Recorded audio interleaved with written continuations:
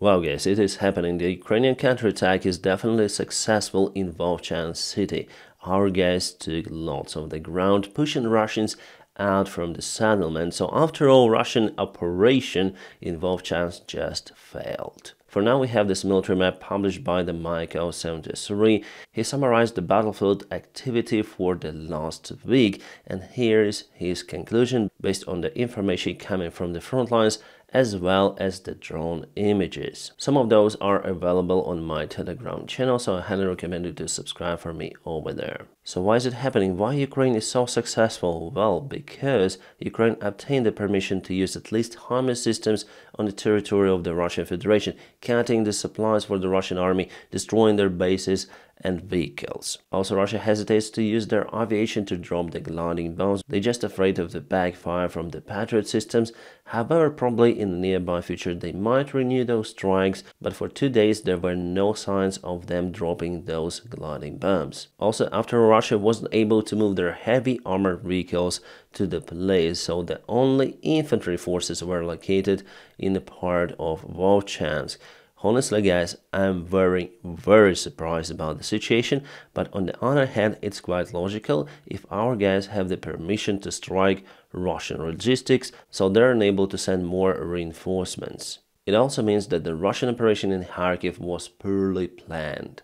I think that they started way earlier than they planned. For the simple reason, the bill for Ukraine was voted in Congress, so Russia had to strike before Ukraine obtains that very important weaponry. But the forces in Kharkiv Oblast are absolutely not enough. They were over-exaggerated by the Russian propaganda, and indeed during the first 3 days I thought that Russia would go deep into Ukrainian territory, cutting defense lines, occupying Vovchansk, reaching Kharkiv city. So I thought that it could be like that, because we saw the images that the Ukrainian defense lines were not prepared properly, but after all, Russia was stopped and now even forced to leave one of the biggest settlements in the place, which was very close to the Russian border. Well, the only area of the city which they continue to control is the hospital and also this northern part. Ukraine controls almost 70% of the city, and the part of the city is obviously in the gray zone. Ukraine had to send more reinforcements, including Azov Brigade. Hello my friends and welcome, my name is Dennis and this is the latest update from Ukraine. My friends, if you want to support the job that I do daily on YouTube, you may also support me on Patreon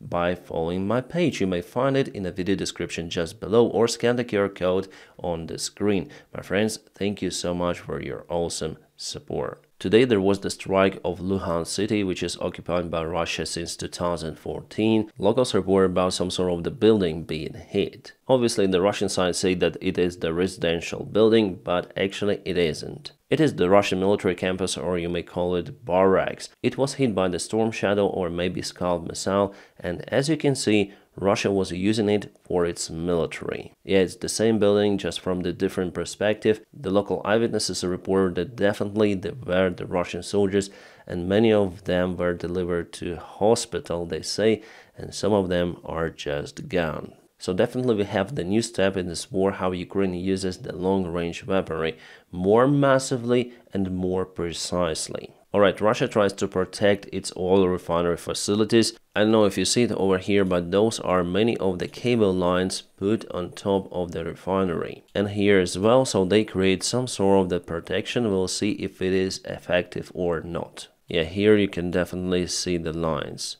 So the protection looks like that, some sort of the cables. Two of the layers sometimes. Russia tries to protect its oil refineries because just recently Ukraine hit one more in Rostov Oblast and it ceased its operation because devastations were crazy for that refinery. Russia suffers not just in Kharkiv Oblast. Those images taken by Russians in Kherson Oblast, where Ukraine also used the long-range weaponry. The vehicles were hit and burned down. Russians hide those just in the forest. Unfortunately, forest suffers as well. And we have this screenshot showing the strikes on the Russian vehicles in Kherson. Ukraine used HIMARS for that, GMLRS missiles, so lots of the HIMARS are in Ukrainian army. Today on a press conference, indeed, Emmanuel Macron, president of France, announced that France will supply some of the Mirage 2000 fighter jets to Ukraine, and training of the pilots has already been started in France since today. How many airplanes Ukraine might potentially have and how many pilots will be trained? Well, for now, I don't have those precise numbers. Well, I think that at least 10 of the airplanes will be delivered to Ukraine. The final figures will be known very soon. Guys, why do I constantly recommend you to join my Telegram channel? Because there I publish some of the unique content. Yeah, I reshare it from the other channels, but on this platform I just cannot share the battle images. So this is a very interesting video, probably one of the most interesting videos published since the beginning of the war. This is the Russian BTR-82. And this is the Ukrainian Bradley infantry fighting vehicle. A very close encounter, and you may understand what happened to the Russian BTR, even though it has the cannon, but it is not so effective as Bradley. Russians just went to Ukrainian positions on this BTR, carrying lots of the infantry personnel on board and also on the top, and Bradley went to intercept it quite successfully, but the encounter, well, it just passed the Bradley and was under the constant fire from Ukrainian side. So here probably you can see the outcome. It passed the Bradley and turned over here because it was capoted. Well, our guys are just fearless to fight in direct combat with Russians at this very close range. Usually this job is done by the FPV drones, artillery or something else, but this time Russians really went far with their BTR and you see the result. The Ukrainian Marines showed the preparation for the landing operation using many of the boats,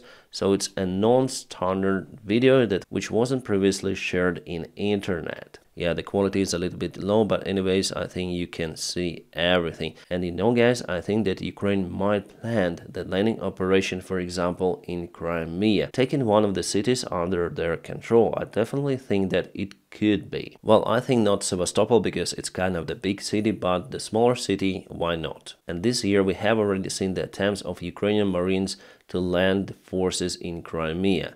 Unfortunately, one of the attempts wasn't that successful, so Ukraine needs to concentrate more resources and to seize the Russian forces using the long-range weaponry and drones before conducting that operation. What are the reasons to do it? Well, first of all, to deflect the attention of the Russian army from Ukrainian front lines, especially from the east. The second is to boost the morale of the Ukrainian army, of Ukrainians in general, because people are getting tired of this war, especially staying without electricity supplies for the most part of the day. And also it might reinforce and unite our allies to support Ukraine even more. I don't think that the landing operation will take a long time. No, our guys might land there and after several days, in the best variant 1 month, leave the place. Why? Well, because it's impossible to provide supplies for them. So the landing operation might be done only after Ukraine cuts the Kerch Bridge. So without the new railroad, which Russia hasn't yet built through occupied territories,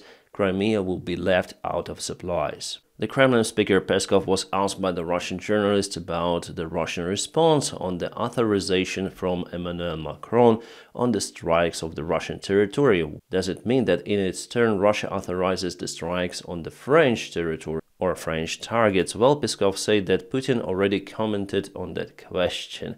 And Putin just said that they will supply some of the weaponry to the third countries which are in conflict with the West. Guys, with that reaction, we're 100% sure that Putin is just bluffing with his mighty harsh response on any sort of the military support for Ukraine or permissions, even permissions to strike Russia. So one more red line crossed for Putin personally, as he called it a red line. President Biden announced a new military package from the United States. It was $225 million United States dollars. Ukraine obtains more HIMARS munition, mortar systems, missile defense, Hawk, manpads, javelins, armored vehicles, and patrol boats. You know, HIMARS was supplied more than 2 years ago, and Russia still is out of their robust tool to get rid of this threat for their army. From what we know, they damaged some and destroyed just a single unit with their Lancet drone. The American surveillance drone RQ-4B Global Hawk spent in the year more than 24 hours conducting its reconnaissance mission in the Black Sea. It spots many of the enemy targets in Crimea and in Rostov-on-Don, Krasnodarsky Krai. After this operation, he went back to Sicily. It's crazy, more than 24 hours in the skies. For sure, this tool is outstanding. It gives a very detailed information which later on is shared with Ukraine, so probably Ukraine is getting ready for something interesting because those drone operations intensified recently. A factory for the artillery shells production was built in Texas. Awesome news for our allies and also for Ukraine. The factory is tremendously big. Just look at it, and the part of the facility is still under construction. It means that our allies take the risks from the Russian Federation serious. The modern-day war shows that the artillery systems and artillery shells are very important against the enemy targets. Aviation, modern vehicles, tanks is good, but without artillery, you're not gonna win the war. So all of this military machine from our allies is starting to get the pace more and more. And after a few years, they'll be able to supply lots of the munition for Ukraine and for themselves too, just in case. Netherlands will allocate around 400 million euros for the purchase of the SV-90 armored vehicles for Ukraine. Totally, Ukraine should obtain around 230 of the CV-90s. From that number, 180 of the vehicles are produced in Netherlands. That is why they allocate that sum. Absolutely great news from Germany. Ukraine might obtain 4 Patriot systems from that country. So far, Ukraine obtained 2 of the systems. It was negotiated about the 3rd one, and now negotiations started about the 4th air defense system. Germany, you are awesome supporting Ukraine with air defense. In each system there are around 8 launcher units, so it's quite a lot. The European Commission recommended the start of the accession negotiations this month about the Ukrainian membership in EU.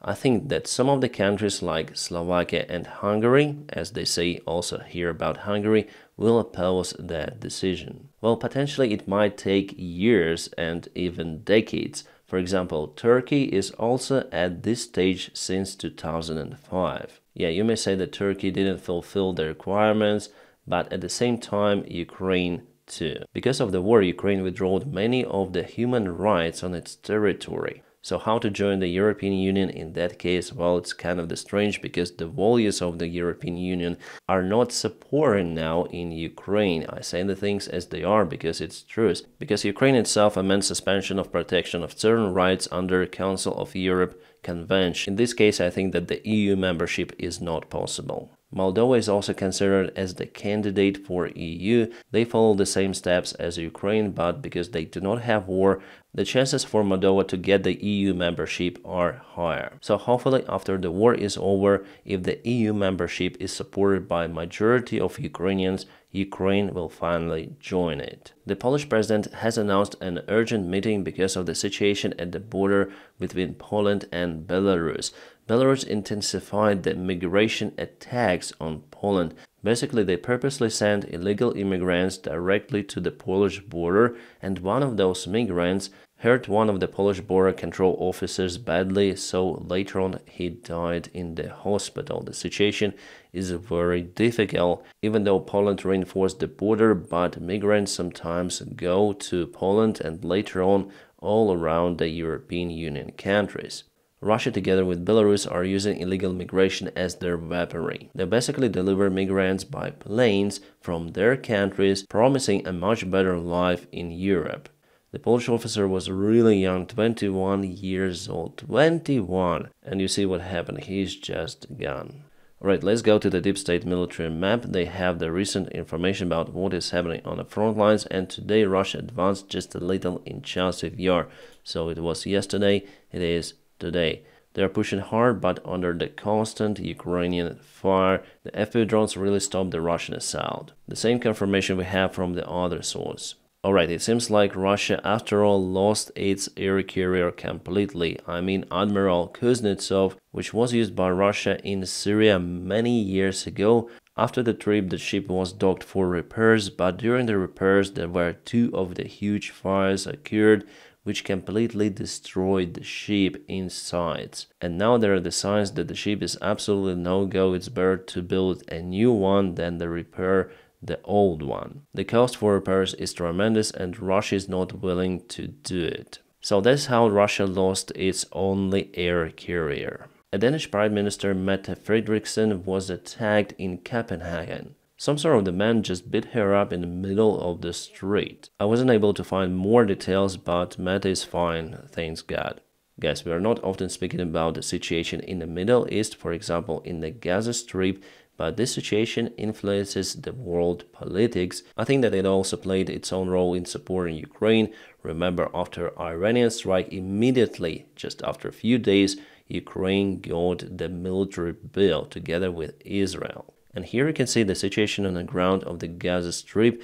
So Gaza Strip was completely cut from Egypt by the IDF. They cut this corridor and now going through the shore. So in the future, Israel will also take this part under their control.